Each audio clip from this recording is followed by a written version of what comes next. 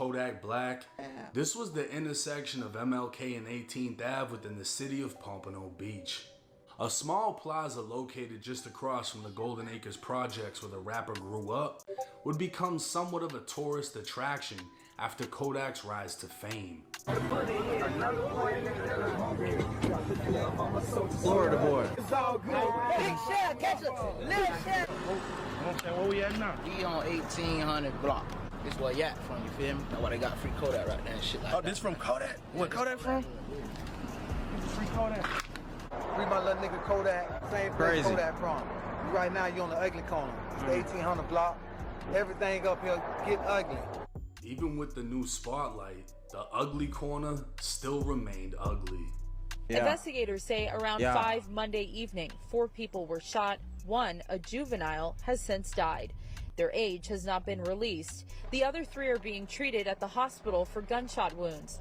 A large group of people gathered outside the store. Sky 10 flew over the scene, blood outside of the business. BSO's homicide unit spent hours collecting evidence. No arrests have been announced. What's up, everybody? It's 1090J. I'm rocking with y'all and y'all rocking with me. And for this video, we're going to be speaking on the rapper C Glizzy being released on bond after a deadly quadruple shooting. Damn. And a whole lot of snitching going on. Oh. March 25th, 2024. I just want to say, yeah, we love them snitches. Yeah, we love them snitches. Yeah, we love them snitches. Yeah, we love them snitches. I just want to say that real quick. One time for the fun time, because y'all know we love the snitches. It was 5 p.m. when reports of a shooting in the 1800 block began to come in. Broward sheriffs and Pompano Beach Fire Rescue arrived on scene, finding a 16-year-old shot multiple times. Attempting life-saving measures and rushing him to a hospital, the 16-year-old was pronounced dead. Investigators would learn 3 others had been shot and taken to the hospital in a private vehicle. The investigation into the quadruple shooting would reveal surveillance video of all 4 males standing outside of the plaza when 3 shooters turned the corner and opened fire. Another camera angle would allegedly capture a 4th shooter firing from a black vehicle. The Broward Sheriff's Office was now on the hunt. 20 minutes before the shooting, a silver Chevy Cruze was seen on Northwest 6th Ave. Its tag was captured by a license plate reader, and the same car would park near the plaza before the shooting and was seen leaving immediately after. The vehicle was registered to a woman named Marquita Peterson, who resides in Pompano Beach. Although she was the owner, her son Aaron Benoit was the primary driver. Aaron was a local athlete, and back in 2022 he'd be featured on Varsity Sports Network. Aaron, how are you, man? Good, I'm doing good. Good. Tell me about the position you play. I'm an athlete. I play everything on the field. Love it. I was hoping you'd get that answer after what the coach said. I was just maybe a little test. Talk about what that means to be one of those guys that coach has faith to plug in anywhere and play. They could count on me anywhere. Crazy, he's balling too. Time to make a play for them. Tell. He up there with the 4 players. Coach talking about him. He on the little Florida network. On any certain position? I play wide receiver. There you go. And safety. There you go. I like taking away the ball and tackling. I love it. Love it. Aaron would later graduate from South Broward High in July of 2024, where he played wide receiver. It would seem Aaron was a good kid, but clearly wasn't making good decisions. On March 29th, Aaron and his mom made a delayed police report that their vehicle was stolen 27 days prior on March 2nd. Aaron swore he was carjacked by 2 black males wearing all black. According to Aaron's statement, he was told, "Get out of the car or we'll kill you." After Aaron got out, the second robber got in the passenger side and the vehicle drove off. This statement to the police was later recanted. On April 1st, Aaron agreed to speak with police again regarding the alleged robbery/kidnapping. This time, he promised to be truthful. During his interview with police, he said on the day of the shooting he was on his way to a friend's house to buy some weed. On the way there, he was approached by a friend named C Glizzy. Christian Moore, aka C Glizzy, is a 21-year-old rapper from Pompano who made headlines after surviving a headshot back in 2019. So you survived a headshot, took out your eye, and you still in the streets? I feel no sympathy. Whatever happens next as far as the law goes, bro, I can't feel bad for you. Catching a headshot, you see, one thing I respect, shout out my nigga King Louis. Because King Louis took that headshot. He went on CNN. He went stop the violence and he stopped rapping that shit. He started rapping some cool shit, which is perfectly fine. No one made fun of King Louis for that. No one. Maybe a couple hood guys here and there, but I took a headshot. And then you got the opposite of that, which is Wooski. And this nigga, you taking headshots and you still knee deep trying to diss people, getting jumped in goddamn Dave and Buster's and all this crazy shit. Get your ass out the streets. Oh, shit. The shooting would leave him blind in one eye.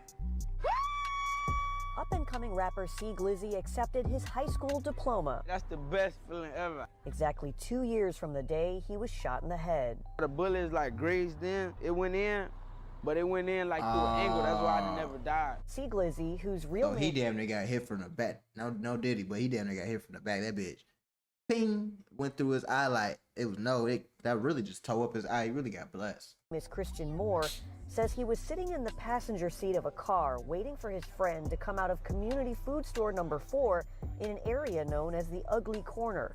His friend got back in the car and started driving away. That's when suddenly someone started shooting at them. C Glizzy says he doesn't know why.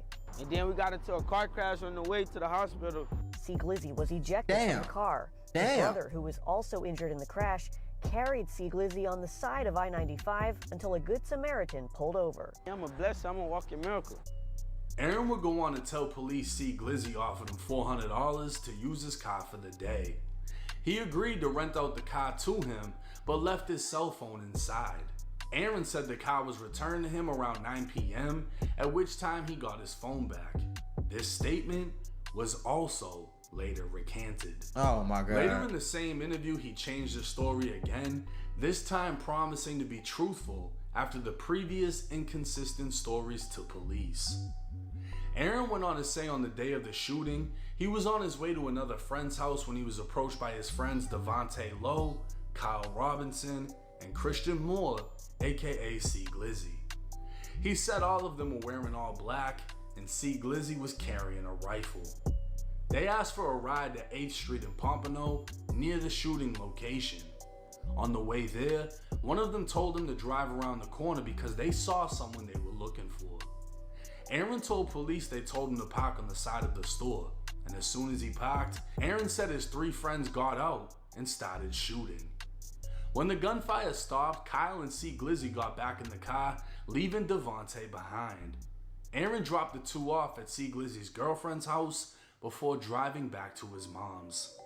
After the interview, Aaron showed police the silver car was now black and said he used 12 cans of spray paint to disguise the car a week before this statement.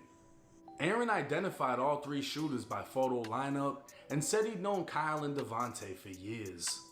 Aaron would further claim he did not know what the 3 shooters were up to before the shooting. 5 days after Aaron's final... I mean, I ain't gonna lie to you. If he really genuinely didn't know what they was on and then they just got in the car and did that crazy shit, and he's already a high school student, he wasn't he wasn't a bapper. He wasn't like, he was a high school student. He was playing football and shit, like, decent at football from what I'm getting. So I'm saying, why would you even do that with him? Interview with police, Pompano Beach crime scene technicians located and arrested 21-year-old C Glizzy. The next day, Broward's Viper team, short for Violence Intervention Proactive Enforcement Response, would arrest 19-year-old Kyle and 18-year-old Devontae. All 3 men would face murder and 3 counts of attempted murder with the firearm. Not much was reported on about the 16-year-old victim, identified as John Zantren, but apparently he was a rapper by the name of Lil JR from the G, and he liked to troll the dead. Let our balloons go. 1, 2, 3. Long little mix, man. Long little mix, man. Long my brother, man. Long little mix, man. Man, long little mix, man. Hey, cut the music back on, man. Turn on my brother, man. Nigga know what the fuck going on. It's legit from the G. Know that. Florida is crazy. I cannot imagine being in the hood in Florida for real. It's legit from the G. Part of the car, trying to creep. Running down the press elite. All the boy got left the seats. I ain't shooting from no three. Get up close, put you to sleep. Now he all in Brody weed. I been tweaking for a week. Told him nigga grab a V. What the fuck is GYG? You know the hot up by that V. All I know is 2 to 3. Grab my zoo and drop my ski. I'm known for passing out on feet. JR was from Golden Acres. What the hell? And could be seen within a documentary by Street Billboard Films. Going all through the projects, Kodak would pull up to the Ugly in a Rolls Royce, as JR could be seen standing out front of the same place he'd later be killed. A video would drop of JR holding an iPad with a photo of another rapper named Lil Mitch in a casket. Lil Mitch was from GYG, short for Graveyard Gang. He was only 16 when he died, and is rumored to have been killed after attempting to rob a man for a PS5 on OfferUp. While his death had nothing to do with his enemies, Lil Mitch had videos posted on his Instagram dissing his ops and making it clear he was 1800K. 1800 being the block the Ugly Corner sits on. JR would troll Lil Mitch's death, and even though he had nothing to do with it, less than 2 months after Lil Mitch died, JR would meet the same fate. When the news dropped of JR's alleged killers being arrested, the Reddit police department would quickly piece together a motive. While the public only knew them by their government names, Reddit would identify all 3 shooters by their Instagram handles. Crazy as hell. Devontae Lowe, aka Blick His Ass, and Kyle Robinson, aka K Spaz, would have clear ties to GYG, right? I can't believe this. Lil Mitch on their page. Reddit would also point out the day after JR was killed on the Ugly Corner, 6 Ave Youngin would drop a song featuring the late Lil Mitch titled On One. Reddit comments would allege JR's death was get back for JR dissing Lil Mitch, and GYG dropping the music video the very next day was the final laugh. What isn't known is what C Glizzy has to do with GYG, as he isn't a member. It would seem the only connection C Glizzy has to the case is the fact that Aaron Benoit identified him in more than one recanted statement, as Aaron ruined his credibility as a witness. Aaron initially said he was carjacked, then claimed he rented the car to C Glizzy, then admitted to driving all 3 men and being the alleged getaway driver. But remember, Aaron claimed he had no idea what 3 men in all black with guns were planning to do. Aaron's statements clearly were meant to save his own ass, saying he got carjacked, saying he rented the car to C Glizzy but left his phone in there, so obviously the cell phone data is gonna say he was at the scene, and then finally admitting to being the driver and getaway driver, but saying he had no idea what they were about to do, in all black, with a rifle. His statement seemed to be the only evidence linking C Glizzy, and because of that, C Glizzy was just released. Get right, boy. What?